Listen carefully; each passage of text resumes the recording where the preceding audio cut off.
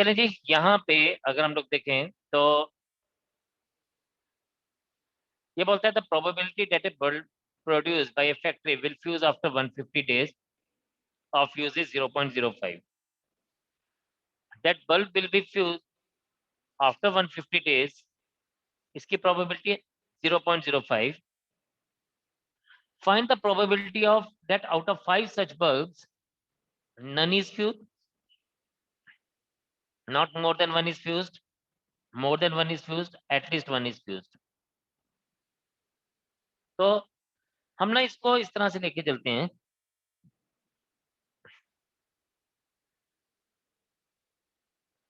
हम कहते हैं late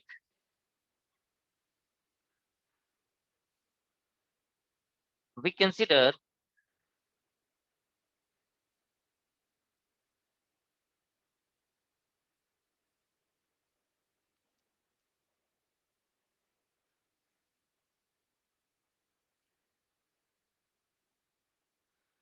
we consider that the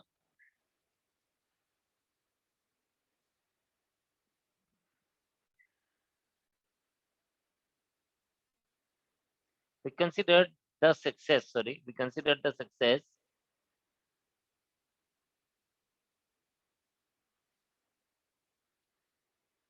as the bulb get fused after 150 days.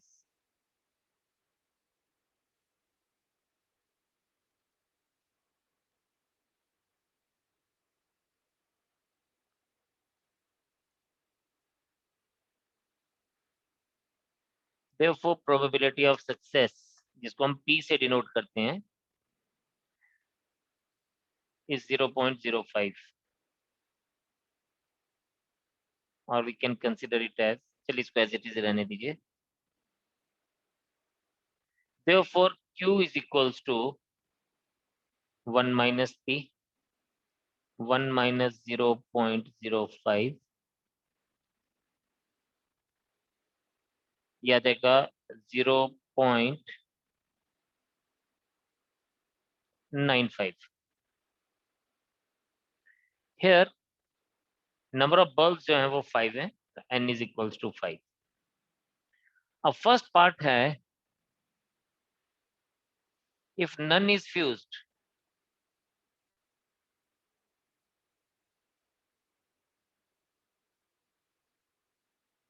If none is fused तो इसका मतलब r इज इक्वल्स टू 0, तो प्रोबेबिलिटी r इक्वल्स टू 0 आपके पास आ जाएगा 5c0 0.05 raise to power 0 into 0.95 raised to power 5.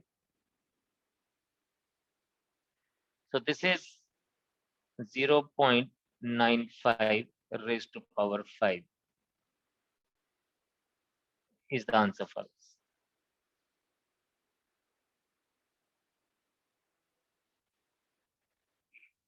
Similarly इसने बोला not more than one, मतलब not more than one, 1 या 1 से लेस होगा. जब इसने हमें बोला if not more than 1,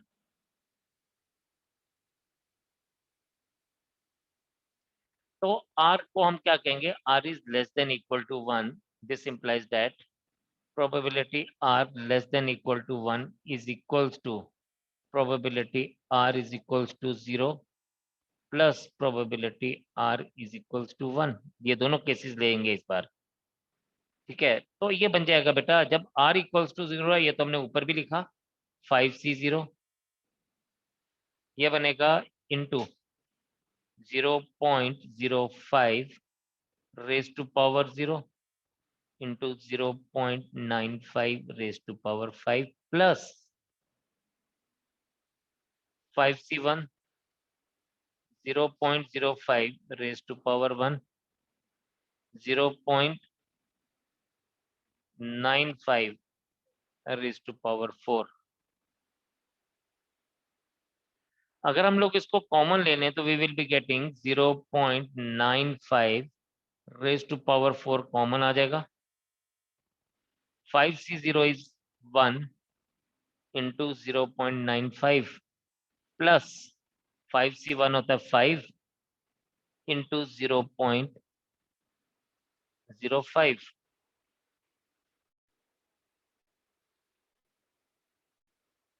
and this becomes 0.95 raised to power 4.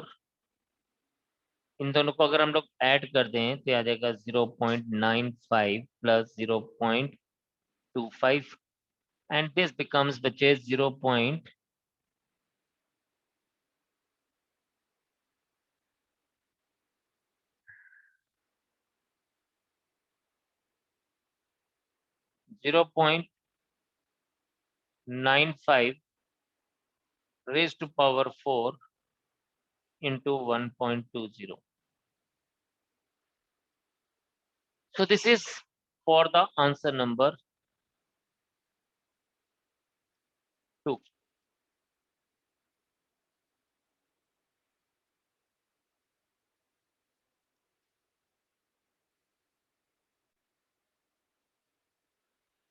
Now if you see here, यहाँ पे थर्ड हमसे बोला गया है मोर देन 1. देखो बच्चे ये था पार्ट नॉट मोर देन 1 और थर्ड बोल रहा है मोर देन 1, तो हम इसको ये भी बोल सकते हैं if we take more than 1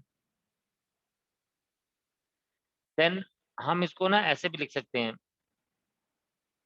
1 minus probability r less than equal to 1. मतलब एक सेकेंड, मेरे को फाइंड आउट क्या करना है,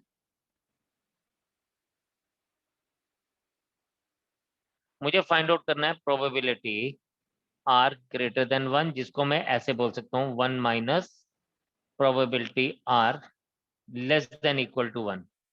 अब आपने ना ऊपर वाले केस में तो ये फाइंड आउट किया है, तो मैं इसको ऐसे लिख सकता हूँ 1 माइनस 0.95 रेज टू पावर 4 जो मैंने ऊपर वाले पार्ट में निकाला into 1.20. I can write it like this also. तो this is the answer for the third part. और जब भी हमसे बोलते हैं ना एटलीस्ट 1, अब देखें कम से कम एक या एक से ज्यादा, तो ये हमारे पास क्या है, if we have at least 1,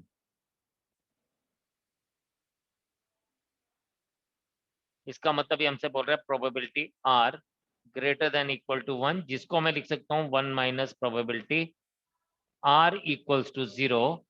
and ये मेरे पास क्या आ जाएगा 1 माइनस 0.95 रेज टू पावर 5.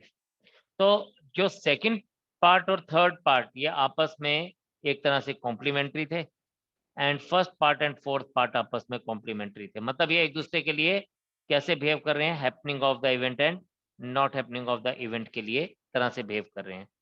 तो इसको आप नोट करिए, फिर हम लोग अगले क्वेश्चन में चलेंगे. चलें जी, यहाँ पे देखें bag consisting of 10 balls. A bag consisting of 10 balls, each marked with one of the digit from 0 to 9. If 4 balls are drawn successively with replacement from the bag, what is the probability that none is marked with their digit 0? हम कहते हैं, अब हम इसको ऐसे लेंगे,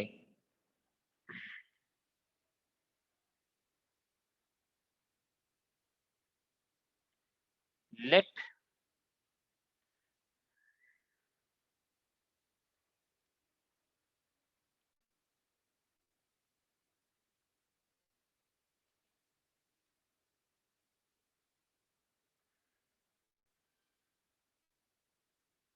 getting a ball marked as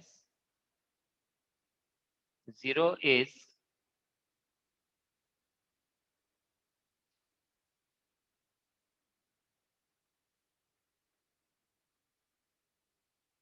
considered as success. So therefore probability of getting a 0 is equals to P is equals to 1 upon 10, and probability of other number को हम फेलियर मानेंगे, which is q, which is 1 minus 1/10 equals to 9/10। अब ये बोलता है कि if 4 balls are drawn तो n is equals to 4, और ये बोलता है what is the probability that the none is marked with 0। तो यहाँ पे सिंपली इसने क्या पूछा है, probability r is equals to 0, यानी सक्सेस, 0 सक्सेस की बात कर रहा है, which is 4c0 p raise to power 0 into q raised to power 4. 4c0 is 1 into 1/10 raised to power 0 into 9/10 raised to power 4, and finally we get the answer as 9/10 raised to power 4. So this is the answer. So very simple it was.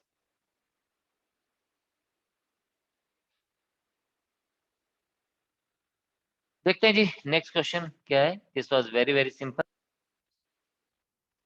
कह रहा है in an examination 20 questions of true and false are asked, suppose the student tosses a fair coin to determine his answer to each question. If coin falls head, he answers to, मेरी तरह ही होगा बेचारा, आता नहीं होगा, coin toss कर रहा है। And if he fails, if it falls tails, he turns false. Find the probability that at least 12 questions correctly। ठीक है जी, मतलब उसमें भी उसके 12 क्वेश्चन करेक्ट हो गए। बड़ा किस्मत वाला बच्चा है, हमारे साथ तो कभी ऐसा हुआ नहीं आज तक।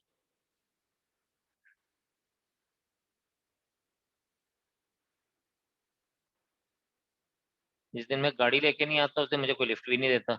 अपनी तो किस्मत इतनी खराब है, और जिस दिन तुक्का मारो वो चलता भी नहीं है। चलें जी देखें, कहता है इन एन एग्जामिनेशन। अब देखिए हमें कोई फर्क नहीं पड़ता कि वो उसका हेड आ रहा है या टेल आ रहा है, हमें ये फर्क नहीं पड़ता। हमें क्या फर्क पड़ता है कि आंसर ट्रू है या नहीं है।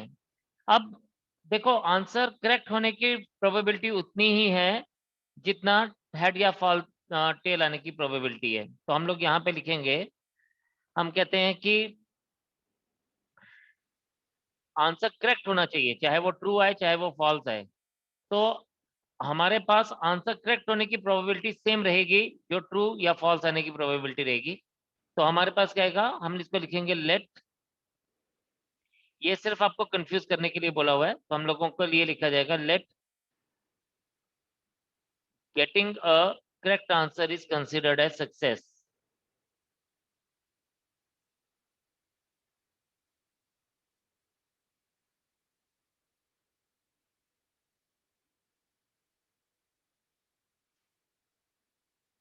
is considered as success, therefore probability of success is 1/2।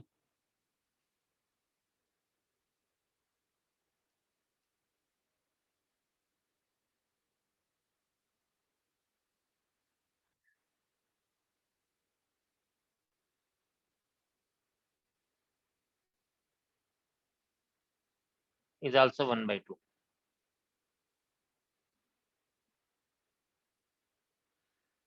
अब ये बोलता है here n is equals to 20, यानी 20 क्वेश्चंस में हम चेक करेंगे। एंड हमें क्या फाइंड आउट करना है, इसने बोला एट लीस्ट 12 क्वेश्चंस करेक्टली, तो r greater than equal to 12 होने चाहिए, 12 या 12 से ज्यादा क्वेश्चंस करेक्ट होने चाहिए, ये हमें बोलता है। तो ये हमारे पास क्या आ जाएगा, ये हमारे पास आ जाएगा। अब इसको जो इसने लिखा है ना वो क्या लिखेगा, वो लिखेगा इसको probability r equals to 12 plus probability r equals to 13 plus dash dash dash dash plus probability r equals to 20। And this becomes बच्चे, प्रोबेबिलिटी r इक्वल्स टू 12 क्या आ जाएगा, 20c12 into 1/2 raise to power 12, और q की probability 1/2 है, लेकिन उसके कितने wrong होंगे, 1/8।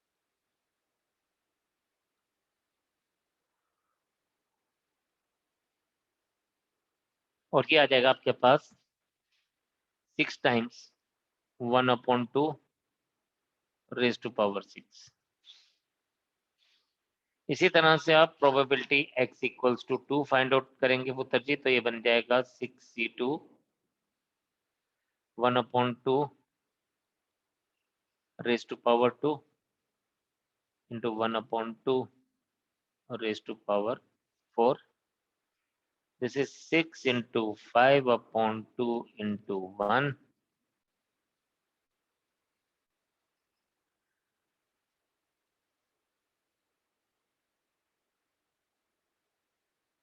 And this becomes 15 times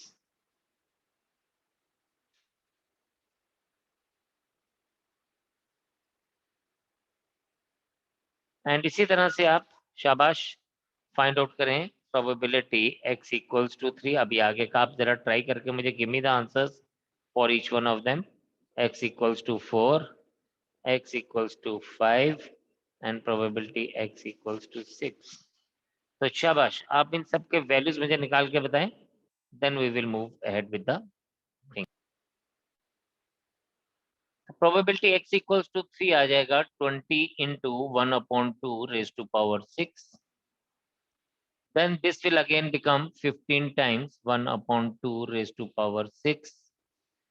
X equals to 5 will come as 6 times 1/2 raised to power 6. And this is 1/2 raised to power 6. So we see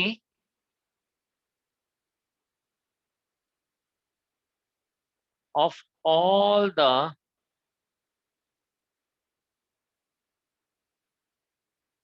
outcomes,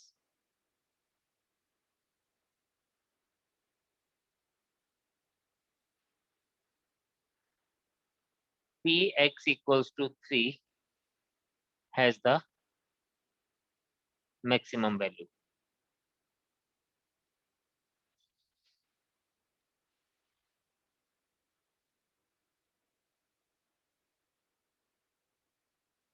हमें यही prove करना था, तो it is prove.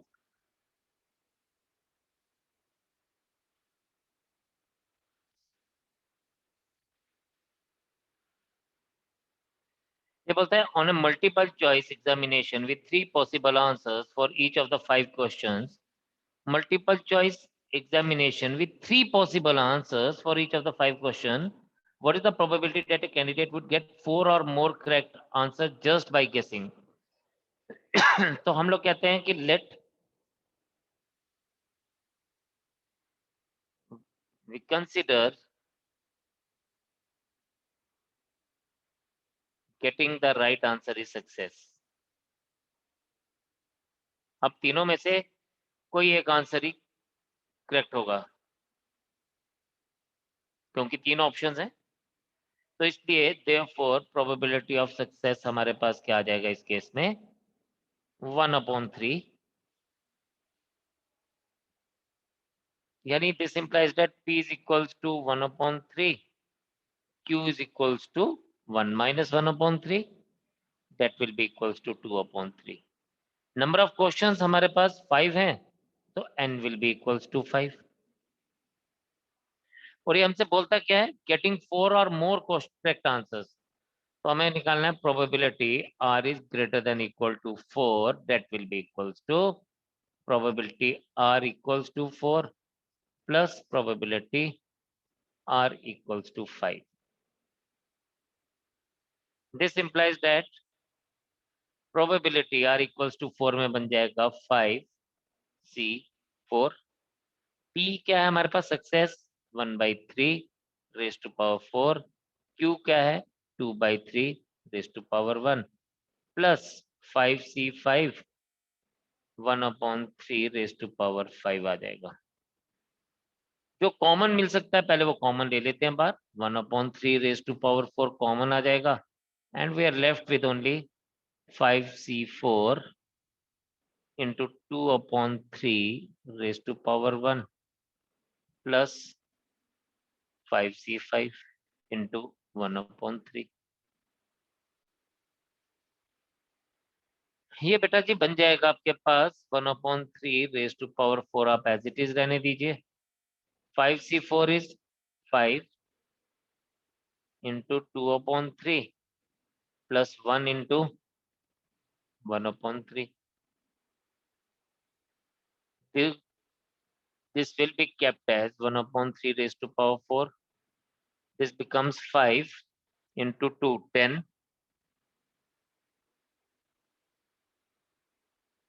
plus 1/3. And finally we get as 11/3.